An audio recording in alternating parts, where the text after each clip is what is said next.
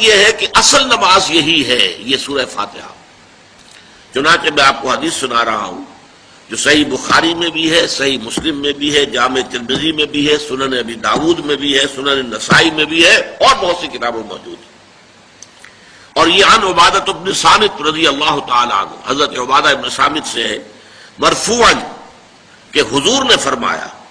لا صلاۃ لمن لم یقرأ بفاتحۃ الکتاب، اس شخص کی کوئی نماز نہیں ہے جس نے کہ سورہ فاتحہ کی تلاوت نہیں کی۔ اب اس سے ہمارے ہاں ایک بڑا اختلاف پیدا ہوا، وہ نوٹ کر لیجئے۔ ایک رائے یہ ہے آپ اگر علیحدہ نماز پڑھ رہے ہیں تو ظاہر بات ہے کہ آپ کو ہر رکعت میں خود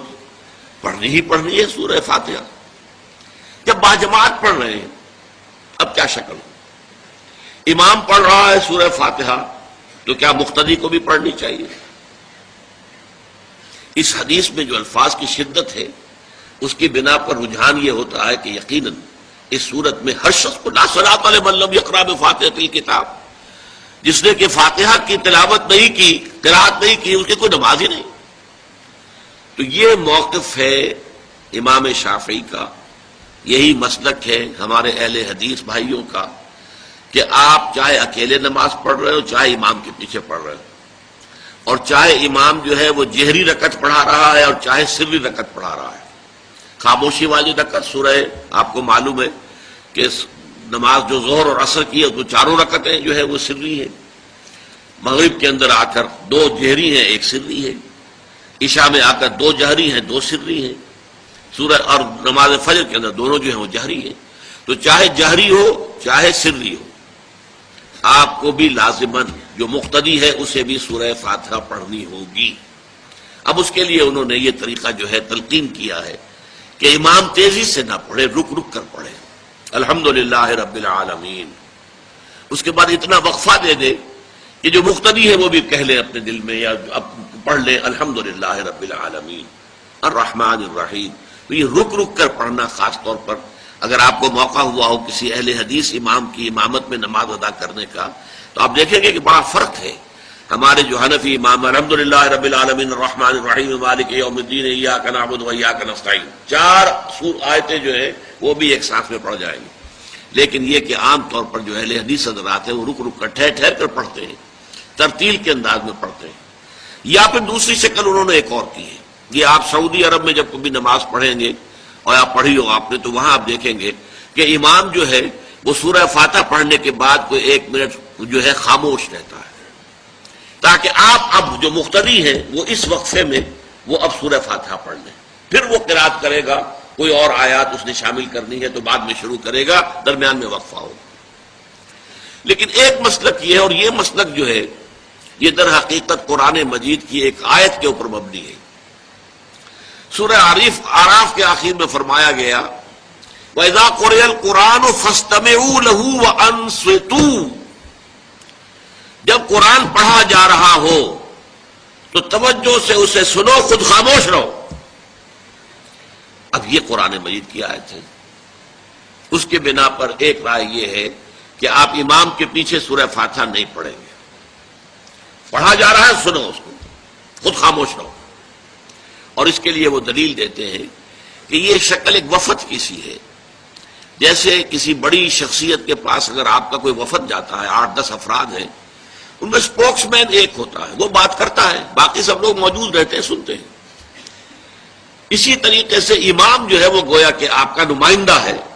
اور وہ پڑھ رہا ہے الحمدللہ رب العالمین الرحمن الرحیم مالک یوم الدین، تو امام کی قرات ہی آپ کی بھی قرات ہو گئی۔ گویا کہ اس آیت سے، اس حدیث سے اختلاف نہیں ہے، اس کی تعبیر سے اختلاف ہے کہ امام کا قرات کر لینا در حقیقت مقتدیوں کی طرف سے بھی قرات ہے۔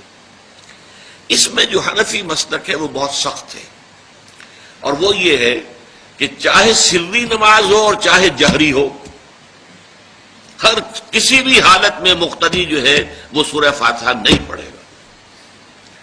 اب اس میں ذرا سا سوال پیدا ہوتا ہے کہ جہری رکعت میں تو اس آیت کا اطلاق ہو جائے گا کہ وَإِذَا قُرِئَ الْقُرْآنُ فَاسْتَمِعُوا لَهُ وَأَنصِتُوا، سری میں تو اس آیت کا اطلاق نہیں ہوتا۔ بہرحال یہ مسلک ہے امام شافعی کا، ایک انتہا پر ہے،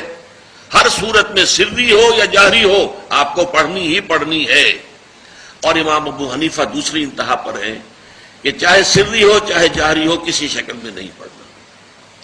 امام مالک کا مسلک ہے درمیان میں، اور میں اس میں کوئی جھجک محسوس نہیں کرتا کہ میں آپ کے سامنے عرض کر دوں کہ میں اس پر عمل پیرا ہوں۔ وہ کیا ہے؟ جہری نماز میں خاموش رہو اور سنو، اس آیت کا اطلاق ہو جائے گا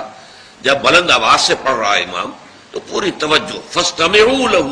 اپنی پوری توجہ کو اس کے سننے کے اوپر مرکوز کر دو اور خود خاموش رہو۔ سری رکعت میں البتہ جبکہ وہ بھی خاموشی سے پڑھ رہا ہے، آپ بھی خاموشی سے پڑھ رہے ہیں۔ بہرحال ان چیزوں میں نے یہ سب کو بیان کیا ہے تو اس سے جو میرا مقصود ہے وہ یہ ہے کہ معلوم ہو جائے کہ اس میں کوئی بڑی بنیادی بات نہیں ہے، نہ یہ کہ جو حنفی ہیں وہ اس حدیث کا انکار کرتے ہوں کہ لا صلاۃ لمن لم یقرأ بفاتحۃ الکتاب، کیسے وہ انکار کریں گے؟ اور نہ ہی کوئی جو حنبلی ہے یا اہل حدیث ہے وہ قرآن کی اس آیت کا اختلاف سے جو ہے وہ اختلاف کر سکتا ہے کہ اذا قرئ القرآن فاستمعوا له وانصتوا،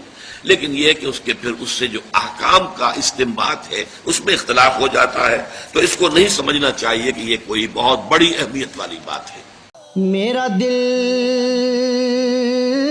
برماہی نہیں آیا،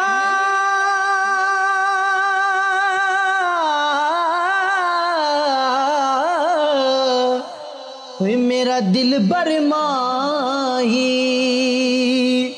ایویں بولنا جھوٹے آقا،